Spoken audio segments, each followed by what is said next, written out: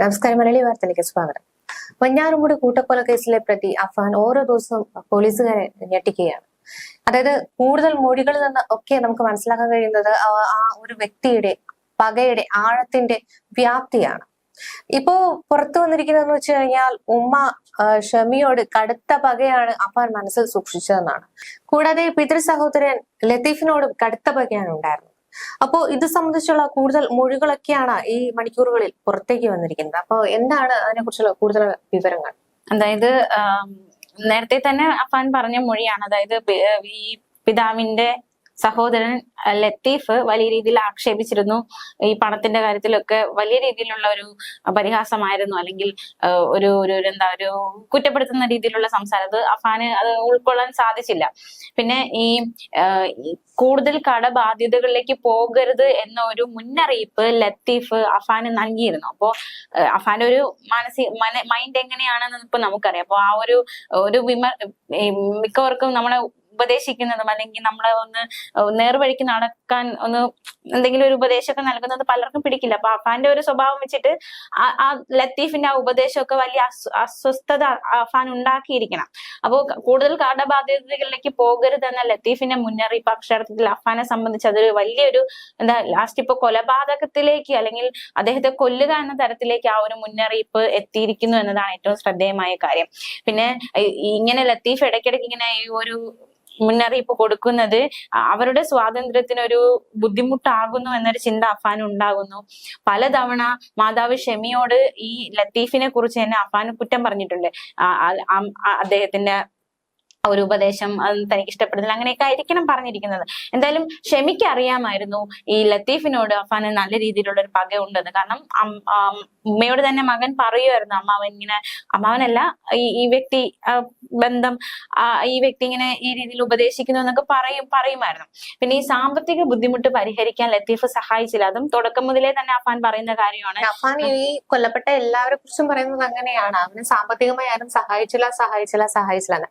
ഈ പറയുന്ന അഫാൻ പലതരത്തിലുള്ള ബിസിനസ്സുകളൊക്കെ നടത്തി തുടങ്ങിയിട്ടുണ്ടെന്നാണ് പറയുന്നത്. അപ്പോ ഈ ബിസിനസ്സുകളൊക്കെ നല്ല രീതിയിൽ പണം ആവശ്യമുള്ള ബിസിനസ്സുകളൊക്കെ ആയിരുന്നു. വാഹനത്തിൻ്റെതായിട്ടുള്ള ബിസിനസ്സുകളൊക്കെ നടത്തിയിരുന്നു. പിന്നെ ഇത് കൂടാതെ തന്നെ ഈ പറയുന്ന കോഴി, മുട്ട, അങ്ങനെ പലതരത്തിലുള്ള ബിസിനസ്സുകളൊക്കെ നടന്നു. പക്ഷേ ഇതിനൊക്കെ ഒരു തുക ആവശ്യമായി വന്നപ്പോൾ ഈ പറഞ്ഞ കണക്ക് ഷെമിയും അതിന് കടങ്ങളൊക്കെ വാങ്ങിച്ച് സഹായിച്ചിട്ടുണ്ട്. പിന്നെ ഒരു ഘട്ടത്തിലെത്തിയപ്പോൾ ഷെമി ഈ പറയുന്ന കണക്ക് അഫാനെ കുറ്റപ്പെടുത്താൻ തുടങ്ങി. നീയാണ് ആവശ്യമില്ലാത്ത ആഡംബരം കാണിച്ച് ഈ പറയുന്ന കടക്കെണിയൊക്കെ ഉണ്ടാക്കുന്നതെന്നൊക്കെ. പക്ഷേ ശരിക്കും പറഞ്ഞാൽ ഇവര് രണ്ടുപേരും പരസ്പരം കുറ്റപ്പെടുത്തുകയാണ്. ഇന്നയാള് കാരണമാണ് ഈ പറഞ്ഞ കണക്ക് പൈസ പലതരത്തില് ചിലവായി പോയതെന്നും കടം കയറിയതെന്നൊക്കെ രണ്ടുപേരും പരസ്പരം പറഞ്ഞുകൊണ്ടിരിക്കുകയാണ്. ശരിക്കും പറഞ്ഞു കഴിഞ്ഞാൽ ഇതിന് നടുക്ക് ഒന്നും അറിയാതെ പെട്ടിരിക്കുന്നത് റഹീമാണ്. അതായത് ഈ മറ്റൊരു പക ലത്തീഫിനോട് മറ്റൊരു പക തോന്നാൻ കാരണം ഫർസാനയുമായിട്ടുള്ള ബന്ധത്തെ ഈ ലത്തീഫ് എതിർത്തിരുന്നു, പരിഹസിച്ചിരുന്നു. അപ്പൊ അതും ഈ അഫാന് വലിയ രീതിയിലുള്ള ഒരു പക ലത്തീഫിനോട് ഉണ്ടാക്കി. തീർച്ചയായിട്ടും നമ്മുടെ മുന്നിൽ ഒരാള് ഒരു തെറ്റിലേക്ക് പോകുന്നു എന്ന് തോന്നിയോ ഉറപ്പായിട്ടും ഒരു മുതിർന്ന വ്യക്തി എന്ന രീതിയിൽ ഒരു ഉപദേശം, ഒരു മുന്നറിയിപ്പ് ഒക്കെ നൽകും. അത് രണ്ട് രീതിയിൽ കേൾക്കുന്നവർ സ്വീകരിക്കും. ചിലര് അത് അക്സെപ്റ്റ് ചെയ്തിട്ട് അത് തിരുത്തി പോകാൻ ശ്രമിക്കും. ഇവിടെ അഫാനെ സംബന്ധിച്ച് അത് അവൻ ഒരിക്കലും അക്സെപ്റ്റ് ചെയ്തതുമില്ല, അതനുസരിച്ച് തിരുത്താനും തയ്യാറായില്ല. മാത്രമല്ല അത് പകയാക്കി ആ മനുഷ്യനെ കൊല്ലുന്ന തരത്തിലേക്ക് എത്തുകയും ചെയ്തു.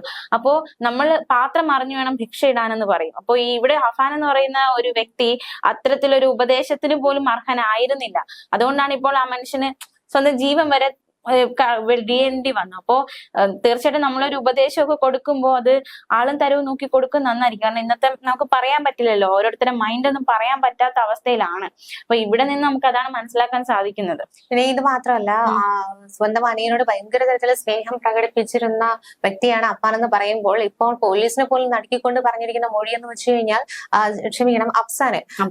അപ്പോ പോലീസിനെ നടുക്കിക്കൊണ്ട് പറഞ്ഞിരിക്കുന്ന മൊഴി എന്ന് വെച്ച് കഴിഞ്ഞാൽ തനിക്ക് അനിയനെ കൊലപ്പെടുത്തിയതിൽ കുറ്റബോധമില്ലെന്നാണ് പോലീസിനോട് തുറന്നു വെച്ചിരിക്കുന്നത്. അതായത് എല്ലാവരും മരിച്ചു കഴിയുമ്പോൾ തന്നെ അനിയൻ ഒറ്റയ്ക്കായി പോകും. അപ്പൊ ആ അനിയനോട് ഓൾറെഡി അഫാൻ ഇത്രയും പേരെ ഞാൻ കൊന്നു, ഞാൻ എങ്ങനെയൊക്കെയാണ് കൊലപ്പെടുത്തിയതെന്നൊക്കെ അനിയനോട് വിശദീകരിച്ചു.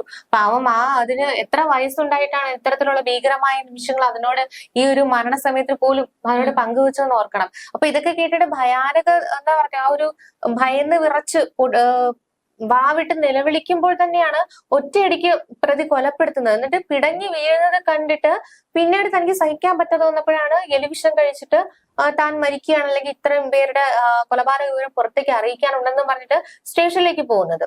അപ്പൊ ഈ മെഡിക്കൽ കോളേജിൽ ചികിത്സയിലായിരുന്നപ്പോ ഈ അഫാൻ പറഞ്ഞത് ഞാനില്ലാതെ അവർക്ക് ജീവിക്കാൻ പറ്റില്ല, അല്ലെങ്കിൽ ഞാനില്ലെങ്കിൽ അവർ ഒറ്റയ്ക്കായി പോകും, അല്ലെങ്കിൽ അവർക്ക് എന്നെ കൂടാതെ പറ്റില്ല, അങ്ങനെയൊക്കെയായിരുന്നു അഫാൻ പറഞ്ഞത്. ഇപ്പൊ കസ്റ്റഡിയിലെടുത്ത് ചോദ്യം ചെയ്ത് തുടങ്ങിയപ്പോ യഥാർത്ഥ കാരണങ്ങൾ ഇങ്ങനെ പുറത്തു വരാൻ തുടങ്ങി. അനിയനോടും അവന് തീരാത്ത പകയുണ്ടായിരുന്നു അല്ലെ? അത് മാത്രല്ല, ഈ ചുറ്റികയുടെ കാര്യം പറഞ്ഞല്ലോ. ചുറ്റികയാവുമ്പോ ഉപയോഗിക്കാൻ എളുപ്പം എന്നാണ് പോലീസിനോട് ഒരു കൂസലും ഇല്ലാതെ പ്രതികരിച്ചത്. അതായത് ചുറ്റിക കൊണ്ട് ഒരാൾക്ക് ഒരു അടി കിട്ടിയാൽ അയാൾ ഉടൻ തന്നെ മരിക്കുമെന്ന് തനിക്ക് അറിയാമായിരുന്നു. അതുകൊണ്ടാണ് ചുറ്റിക തന്നെ തിരഞ്ഞെടുത്തത്. കൂടാതെ ഈ ബാഗില് സൂക്ഷിക്കാൻ പറ്റിയതും അത് തന്നെയാണ്. പിന്നെ അത് മാത്രമല്ലാതെ പ്രതി ഇപ്പോ എന്താ പറയാ, ഏറ്റവും ഈ തെളിവെടുപ്പില് മുളക് പൊടിയൊക്കെ ബാഗിനകത്ത് നിന്ന് കണ്ടെടുത്തിട്ടുണ്ടായിരുന്നു. അപ്പൊ മുളക് പൊടിയുടെ എന്ന് വെച്ച് കഴിഞ്ഞാൽ തനിക്ക് ആരൊക്കെയാണ് കടം തന്നിട്ടുള്ളത്, അവരാരെങ്കിലും ഇനി ചോദിക്കാൻ വന്നു കഴിഞ്ഞാൽ അവർക്കെതിരെ പ്രയോഗിക്കാനാണ് ഈ മുളക് പൊടി സൂക്ഷിച്ചിരുന്നത്. ആരൊക്കെയോ രക്ഷപ്പെട്ടിരിക്കുന്നു അഫാന്റെ കയ്യിൽ നിന്ന്. അതെ, അഫാൻ ശരിക്കും പറഞ്ഞാൽ ഈ മുളക് പൊടി ഒരു ആയുധമാക്കി തന്നെ പ്രയോഗിച്ചിരുന്നു. കാരണം ഈ കൊലപാതകങ്ങൾ നടത്തുമ്പോൾ പോലും അവിടെ നിന്ന് ആരെങ്കിലും രക്ഷപ്പെടുത്താനോ ശബ്ദം കേട്ട് പുറത്തേക്ക് അകത്തേക്ക് പ്രവേശിക്കാൻ ശ്രമിച്ചാലോ ഒക്കെ അവർക്കെതിരെ പ്രയോഗിക്കാനായിട്ട് ഈ മുളക് പൊടി തന്നെയാണ് അയാള് ആശ്രയിച്ചിരുന്നത്. അതൊക്കെ ബാഗിൽ നിന്ന് പോലീസ് കണ്ടെടുത്തതാണ്. അപ്പൊ മുളക് പൊടിയിൽ വേണമെങ്കിൽ അയാള് പലതരത്തിലുള്ള എന്താ പറയാ, ഒരു ആറ്റം ബോംബ് തന്നെ നിർമ്മിക്കാനുള്ള ഒരു ശേഷി നമുക്ക് അഫാൻ ഉണ്ടെന്ന് വേണം പറയാൻ. കാരണം അത്തരത്തിലുള്ള ഒരു ക്രിമിനൽ വാസന അയാളുടെ എന്താ ഒരു പൈശാചികത ആ ചിരിക്കുന്ന മുഖത്ത് ഒളിപ്പിച്ചുകൊണ്ടാണ് അയാൾ ഇത്രയും കാലം തന്നെ ആ വീടിനുള്ളിൽ കഴിഞ്ഞതെന്ന് വേണം പറയാൻ വേണ്ടിയിട്ട്. കാരണം എങ്ങനെയൊക്കെ ആരെയൊക്കെ ഏത് വിധത്തിലൊക്കെ കൊല്ലാമെന്ന ഒരു ഡീറ്റെയിലിംഗ് ഒരു എന്താ പറയാ, ഒരു പട്ടിക തന്നെ തയ്യാറാക്കി എന്ന് വേണമെങ്കിൽ പറയാം. കാരണം അത്തരത്തിൽ തന്നെയായിരുന്നു ലത്തീഫിനെ കൊലപ്പെടുത്തിയതിനു ശേഷം ആ മൃതദേഹത്തിന് മുന്നിലിരുന്ന് സിഗരറ്റ് വലിക്കുന്നു. ഒരു സിനിമയിലെ ഹീറോയിസം പോലെയാണ് ആ ഒരു ക്രൂരത കാണിച്ചുകൊണ്ട് പ്രതി അവിടെ നിന്ന് പ്രാവർത്തികമാക്കുന്നത്. അതുപോലെ തന്നെയാണ് ഉമ്മൂമ്മേനെ കൊലപ്പെടുത്തുമ്പോഴും എന്താ പറഞ്ഞാ, നിങ്ങളോട് ചോദിച്ചിട്ട് നിങ്ങൾ തന്നില്ല എന്നൊക്കെയുള്ള പല ഡയലോഗുകളൊക്കെ. കുഴിയിലോട്ട് കാലം നീട്ടിരിക്കുന്ന കിളവി ഞാൻ സ്വന്തം ചോദിച്ചിട്ട് തന്നില്ല, അതുകൊണ്ട് ഞാൻ കൊലപ്പെടുത്തിയെന്നാണ് പോലീസിനോട് മൊഴി പറഞ്ഞിരിക്കുന്നത്, ഉമ്മുമ്മയെ കൊലപ്പെടുത്തിയത്. പിന്നെ അത് മാത്രമല്ല, ഈ ഷമീനോട് ഭയങ്കരമായിട്ട് പ്രതിക്ക് പ്രതികാരം ഉണ്ടായിരുന്നു ഉമ്മയോട്. അതുകൊണ്ടാണ് ഷമീനെ 2 വട്ടം കൊലപ്പെടുത്താൻ ശ്രമിച്ചത്. പ്രതി എന്താ ആദ്യം പറഞ്ഞത്, ഈ ഉമ്മുമ്മയൊക്കെ കൊലപ്പെടുത്തിയിട്ട് തിരിച്ചു വന്നപ്പോഴേക്കും ഞെരക്കം, അതായത് ആ അമ്മ അവിടെ മരണത്തോട് മല്ലടിച്ച് ജീവൻ ബാക്കിയുണ്ട്, അവർ ആ മുറി കിടന്ന് ഞെരുങ്ങുകയാണ്. അത് കണ്ടിട്ട് അവൻ വീണ്ടും ആക്രമിക്കായിരുന്നു. ആദ്യം പറഞ്ഞത് എന്താ, തങ്ങളില്ലാതെ അവരില്ലാതെ തനിക്കോ ജീവിക്കാൻ കഴിയില്ല എന്നൊക്കെയായിരുന്നു ഭയങ്കരമായിട്ട് സെന്റിമെന്റൽ ഡയലോഗൊക്കെ ആദ്യത്തെ എല്ലാ അഭിനയമായിരുന്നു നടത്തിയത്. പക്ഷെ ഇപ്പൊ പുറത്തു വരുന്നതെന്ന് വെച്ച് കഴിഞ്ഞാൽ അവൻ എന്താ പറയാ, നമുക്ക് പിടികിട്ടാത്ത തരത്തിലുള്ള ഒരു ക്രിമിനൽ മൈൻഡ് ആയിരുന്നു അവൻ ഒളിപ്പിച്ചു വെച്ചിരുന്നത്. കാരണം ഉമ്മയെ 2 വട്ടം കൊലപ്പെടുത്താൻ ശ്രമിച്ചു. ഉമ്മ എന്താ പറഞ്ഞ, നീ കാരണമാണ് ഇത്രയും കടം വന്നത് എന്നൊക്കെ പറഞ്ഞപ്പോഴേക്കും അവന് സഹിച്ചില്ല. അപ്പൊ തന്നെ ഈ ഉമ്മയുമായിട്ട് തർക്കം തുടർന്നു. ഉമ്മേനെ ഷോള് കഴുത്തിൽ കുരുക്കിയൊക്കെ തലയ്ക്ക് അടിക്കുകയാണ് ചുവരിനോട് ചേർത്ത്. അപ്പൊ ഒന്നാമത് ക്യാൻസർ പേഷ്യന്റും കൂടിയാണ്. അപ്പൊ ബോധരഹിതയായിട്ട് വീണപ്പോഴേക്കും നേരെ ഇനി ആരും രക്ഷിക്കരുത് അല്ലെങ്കിൽ രക്ഷപ്പെട്ടു പോകരുത് എന്ന് കരുതി മുറിയൊക്കെ പൂട്ടി ചാവി കൊണ്ട് ഫ്ലഷ് ടാങ്കിൽ ഉപേക്ഷിച്ചു പോകുന്നു. ഉമ്മമ്മേനെ കൊല്ലുന്നു. പിന്നെ ഇതെല്ലാം കഴിഞ്ഞിട്ട് വീട്ടിലേക്ക് വരുമ്പോ ജീവനുണ്ടെന്ന് കാണുമ്പോ ഈ പറഞ്ഞ കണക്ക് ചുറ്റിക കൊണ്ട് ആക്രമിക്കുകയാണ്. അപ്പോഴും ഉമ്മ മരിച്ചു എന്നുള്ള ഒരു എന്താ പറയാ, ഒരു ആത്മവിശ്വാസത്തോടെയായിരുന്നു മറ്റു കൊലപാതകങ്ങളിലേക്ക് കടന്നത്. പക്ഷെ ഇപ്പോഴും എനിക്ക് അത്ഭുതം, ആ ഉമ്മ രക്ഷപ്പെട്ട ആ ഒരു സമയം. ഇത്രയും അവൻ ആക്രമിച്ചിട്ടും അവര് ഒരു രോഗിയാണ്, ഇത്രയും അവൻ കൊല്ലണം എന്ന് ഉദ്ദേശിച്ചിട്ട് ഇത്രയും അധികം ഉപദ്രവിച്ചു. പക്ഷെ ആ ഉമ്മ അതെല്ലാം അതിജീവിച്ച് അവര് ബാക്കിയായത് എന്തൊക്കെയോ, ആ ഉമ്മ ഒന്ന് സംസാരിക്കുമ്പോ ബാക്കി എന്തൊക്കെയോ പുറത്തു വരാനുണ്ട്. പക്ഷെ ഉമ്മ ഇപ്പോഴും പറയുന്നത് താൻ ആത്മഹത്യ ചെയ്യും. കാരണം ഇളയ മകനെ ഓർത്തിട്ടാണ് അവര് പറയുന്നത്, ഒരിക്കലും അഫാനെ ഓർത്തിട്ടല്ല. ഇളയ മകനൊപ്പം താനും മരിക്കുമെന്നാണ് ഈ ഉമ്മ കിഴക്കയിൽ പറയുന്നത്.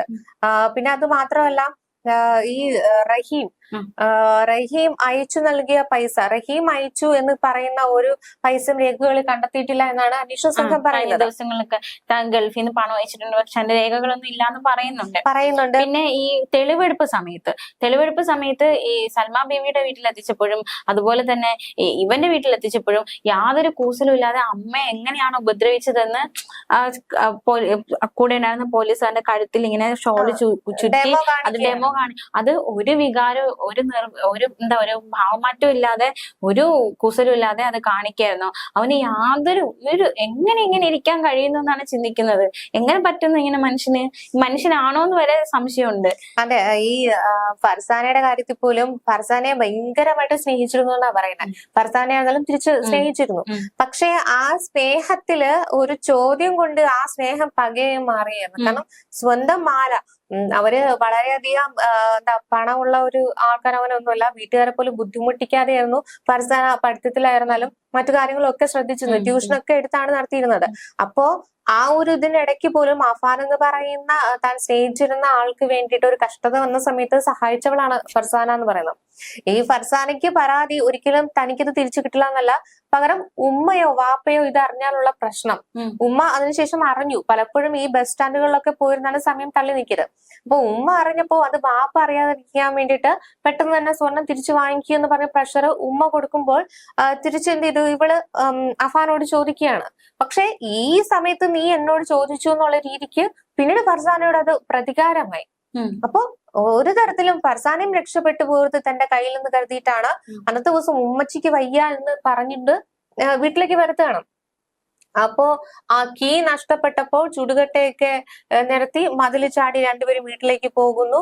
തിരിച്ച് മുറിയിലേക്ക് പോയി ഇരിക്കാൻ പറയുന്നു. താൻ ഇങ്ങനെ എല്ലാവരെയും കൊലപ്പെടുത്തി എന്ന് പറയുന്നു. അതായത് ഈ എല്ലാവരും മരിക്കുമ്പോഴൊക്കെ തന്നെ പ്രതി അവരോടൊക്കെ പറയുന്നുണ്ട്, ഞാൻ ഇന്നവരെയൊക്കെ എല്ലാം കൊലപ്പെടുത്തി എന്ന് അവർ അറിയിച്ചുകൊണ്ടാണ് അവരെ തന്നെ കൊലപ്പെടുത്തുന്നത്. ശരിക്കും ഒരു എന്താ പറയാ, നമുക്ക് പ്രവചിക്കാൻ കഴിയുന്നതിന് അപ്പുറമാണ്. പിന്നെ അത് മാത്രമല്ല, അത് കഴിഞ്ഞതിന് ശേഷമാണ് പ്രതി ആത്മഹത്യാ നാടകമൊക്കെ ഇറക്കിയത്. അപ്പൊ ആ ഒരു അഫാന്റെ മാനസികാവസ്ഥ അല്ലെ, അതായത് ഇത്രയും കാലം ഞാൻ കളിച്ച് അല്ലെങ്കിൽ ഞാൻ വളർന്ന ഒരു വീട്ടില്, ആ ഒരു വീട്ടിലേക്ക് താനിപ്പോ വിലങ്ങുമായിട്ട് അല്ലെങ്കിൽ ഇത്രയും പേരെ കൊലപ്പെടുത്തിയിട്ട് ആ ഒരു വിലങ്ങുമായിട്ട് താൻ വന്നിരിക്കുകയാണ്. അപ്പൊ ഒരു മാനസികാവസ്ഥ അല്ലെ എന്തായിരിക്കും, നമുക്ക് ചിന്തിക്കാവുന്നതിൽ അപ്പുറത്തെ ഒരു മാനസികാവസ്ഥയിലൂടെ ആയിരിക്കും കടന്നു പോയിക്കൊണ്ടിരിക്കുന്നത്. അതെ, ഈ പോലീസിനോട് പോലും ചുറ്റിയാകുമ്പോൾ എവിടെയും കൊണ്ടുപോകാം, ആർക്കും സംശയം തോന്നില്ല എന്ന് ഒറ്റയടിക്ക് പറഞ്ഞ് പോലീസുകാരെ ഞെട്ടിച്ച പ്രതിയാണ്. അപ്പോ അത് മാത്രമല്ല, അടിച്ചു കഴിഞ്ഞാൽ ആള് മരണപ്പെടുന്നത് എനിക്ക് ഉറപ്പാണ്. അതായത് അല്ല, എല്ലാവർക്കും മരണം ഉറപ്പാണ് എന്നുള്ള കാര്യം അഫാൻ നേരത്തെ പ്ലാൻ ചെയ്ത് കഴിഞ്ഞു. അപ്പോ അത്രയ്ക്ക് അതിനുശേഷമോ ഇത്രയും എന്താ പറയാ, ആ രക്തം കണ്ടിട്ട് അറപ്പ് തോന്നാത്ത പ്രതി ആഹാരത്തോട് പോലും വിമുഖത കാട്ടി. എന്താ തനിക്ക് ചിക്കൻ വേണം, പൊറോട്ട വേണം, ഊണ് കഴിക്കുമ്പോ മീൻകറി വേണം, ഇതൊക്കെയാണ് അഫാന്റെ ആവശ്യം എന്ന് പറയുന്നത്. അല്ലാതെ വേറൊന്നും അല്ല. പിന്നീട് എന്താ, അത് കഴിഞ്ഞതിന് ശേഷമാണ് ഈ പറഞ്ഞ കണക്ക് ആത്മഹത്യാ നാടകം. ഈ തിട്ടയിൽ നിന്നൊക്കെ ഒന്ന് ചാടി ആത്മഹത്യ ചെയ്യാന്ന് വെച്ച് കഴിഞ്ഞാൽ ഭയങ്കര എന്താ പറയാ, ദയനീയം തന്നെയാണ്. ചക്കയാണെങ്കിൽ ചൂഴ്ന്നു നോക്കാം. പക്ഷെ ഈ അല്ലെ, ഈ ഇങ്ങനത്തുള്ള ക്രിമിനൽ മൈൻഡ് നമുക്ക് ചുറ്റും ഉണ്ടെന്ന് ഇപ്പൊ ഈ ഒരു സംഭവത്തിൽ ബലിയാടായ ഈ 5 ജീവനുകൾ അവരറിയുന്നില്ലല്ലോ ഇവനാണ് ഞങ്ങളുടെ കാലം, അല്ലെങ്കിൽ ഇവൻ ഞങ്ങളെ കൊല്ലുമെന്ന് അവരറിയുന്നില്ലല്ലോ.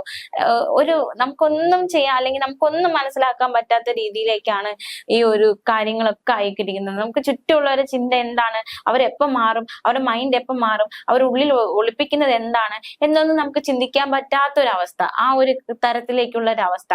എന്തായാലും അഫാൻ എന്ന് പറയുന്ന ഈ ഒരു വ്യക്തി ഇനിയിപ്പോ എന്തായാലും കഴിഞ്ഞ ദിവസങ്ങളിലൊക്കെ ഈ സൽമാ ബീവിയെ കൊലപ്പെടുത്തിയ കേസിൽ പാങ്ങോട് പോലീസ് ഈ പ്രതിയെ കസ്റ്റഡിയിൽ എടുത്തിരുന്നു, തെളിവെടുപ്പൊക്കെ നടത്തിയിരുന്നു. ഇനി അടുത്ത നീക്കം ആ കേസിൽ, സൽമാ ബീവിയെ കൊലപ്പെടുത്തിയ കേസിൽ പ്രതിയുടെ കസ്റ്റഡി കാലാവധിയൊക്കെ കഴിഞ്ഞിട്ടുണ്ട്. ഇനി അടുത്തത് ലത്തീഫിനെയും അതുപോലെ തന്നെ ലത്തീഫിന്റെ ഭാര്യയും കൊലപ്പെടുത്തിയ കേസിൽ ഈ കിളിമാനൂർ പോലീസ് കസ്റ്റഡിയിൽ വാങ്ങിക്കേണ്ടതായിട്ടുണ്ട്. ഇന്ന് കോടതിയിൽ പ്രതിയെ കൊണ്ടുപോകും, അവിടെ ഹാജരാക്കും. അതിനുശേഷം കസ്റ്റഡിയിൽ വാങ്ങിയ ശേഷം നാളെ ആയിരിക്കും, അല്ലെങ്കിൽ ഇന്നോ അല്ലെങ്കിൽ നാളെയോ ചിലപ്പോ ലത്തീഫിന്റെ വീട്ടില് ഈ തെളിവെടുപ്പ് നടത്തും. അപ്പോൾ കൂടുതൽ വിവരങ്ങൾ, അതായത് ഇനി എന്തെങ്കിലും അഫാൻ ഒളിപ്പിക്കുന്നുണ്ടോ, അതായത് ലത്തീഫിനോട് ശരിക്കും ഈ വൈരാഗ്യം തന്നെയാണോ ഉള്ളത്, മറ്റെന്തെങ്കിലും ഉണ്ടോ എന്ന് ഈ ഒരു തെളിവെടുപ്പ് നടക്കുന്ന സമയത്ത് എങ്ങാനും, മാത്രമല്ല കസ്റ്റഡിയിൽ വാങ്ങി ചോദ്യം ചെയ്യുമ്പോഴേ കൂടുതലും ആ ഒരു ലത്തീഫിന്റെയും ഭാര്യയും കൊലപ്പെടുത്തിയതുമായി ബന്ധപ്പെട്ടുള്ള വിവരങ്ങൾ ഇനി പുറത്തു വരികയുള്ളൂ. അപ്പോൾ ആ കാര്യം കൂടി ഇനി പുറത്തു വരേണ്ടതായിട്ടുണ്ട്. തെളിവെടുപ്പിനിടയിലാണ് പ്രതി പല കാര്യങ്ങളും ചോദ്യം ചെയ്യുമ്പോൾ. അപ്പോ ഈ പറഞ്ഞ ലത്തീഫിനോടുള്ള യഥാർത്ഥ കാരണം എന്താണെന്നുള്ളത് തീർച്ചയായിട്ടും നമുക്ക് ഈ തെളിവെടുപ്പിനിടയിൽ മാത്രമേ മനസ്സിലാക്കാൻ കഴിയുള്ളൂ. കാരണം അഫാൻ എന്ന് പറയുന്ന പ്രതി പലതും ഒളിക്കുന്നുണ്ട്. അത് മാത്രമല്ല, ഇവന്റെ ആത്മഹത്യാ പ്രവണത കാരണം ഇപ്പൊ പോലീസിന് നേരത്തെ പേശയൊക്കെ കൊടുത്തുകൊണ്ടായിരുന്നു പ്രതി നടന്നിരുന്നത്. അപ്പൊ ഇപ്പോ പോലീസുകാർക്ക് അതുപോലും ഭയമാണ്. ആ ഭയം കാരണം ഇപ്പോ ട്രൗസർ കൊടുത്തിരിക്കുകയാണ്. ആ പേശ മാറ്റി ട്രൗസർ കൊടുത്തിരിക്കുകയാണ്. വേണമെങ്കിൽ പ്രതി ആ ട്രൗസറിലും ആത്മഹത്യാ നാടകം ഇറക്കും. അതാണ് അഫാൻ എന്ന് പറയുന്ന ക്രിമിനൽ മൈൻഡുള്ള ആ ഒരു വ്യക്തിയുടെ മെന്റാലിറ്റി എന്ന് വേണം പറയാൻ വേണ്ടിട്ട്. ഒരു പ്രത്യേക മാനസികാവസ്ഥയിലൂടെയാണ് കടന്നു പോകുന്നത്. ഈ അന്വേഷണ സംഘത്തിന് പോലും തലവേദനയാണ് സൃഷ്ടിക്കുന്നത്. അതായത് തെളിവെടുപ്പിനിടയിൽ പോലും എന്താ പറയാ കട്ടൻ ചായ നിർബന്ധമാണ് പ്രതിക്ക്. പിന്നെ ഇന്ത്യൻ ക്ലോസറ്റ് പ്രതിക്ക് പറ്റില്ല. അതൊക്കെ പോലീസിനോട് പറഞ്ഞിട്ടുണ്ട് പ്രതി. അപ്പോ അത്തരത്തിൽ പല ഡിമാൻഡുകൾ വെക്കുകയാണ്. അതായത് ഇന്ന് നിങ്ങളാണ് എന്നെ നോക്കേണ്ടത്, നിങ്ങളുടെ ബാധ്യതയാണ് ഞാൻ എന്നുള്ള രീതിക്ക് പ്രതി അങ്ങോട്ട് ഡിമാൻഡ് വെച്ചുകൊണ്ടിരിക്കുകയാണ്. നമ്മുടെ നാട്ടിലെ നിയമങ്ങളും നിയമ സംവിധാനങ്ങളും ഒക്കെ കുറ്റവാളികളെ പോറ്റി പുലർത്തുന്നതാണല്ലോ. പിന്നെ അവർ ചെയ്തു കൊടുക്കട്ടെ അല്ലെ. ഗോവിന്ദചാമി എത്ര കാലമായിട്ട് കിടക്കുന്നു? ഒരു പെൺകുട്ടിയെ അതിക്രൂരമായി ബലാത്സംഗം ചെയ്ത് തൂക്കുകയറിന് വിധിക്കപ്പെട്ട് എത്ര കാലമായിട്ട് ഗോവിന്ദചാമി ഇവിടെ കിടക്കുകയാണ്, സെല്ലി കിടക്കുകയാണ്.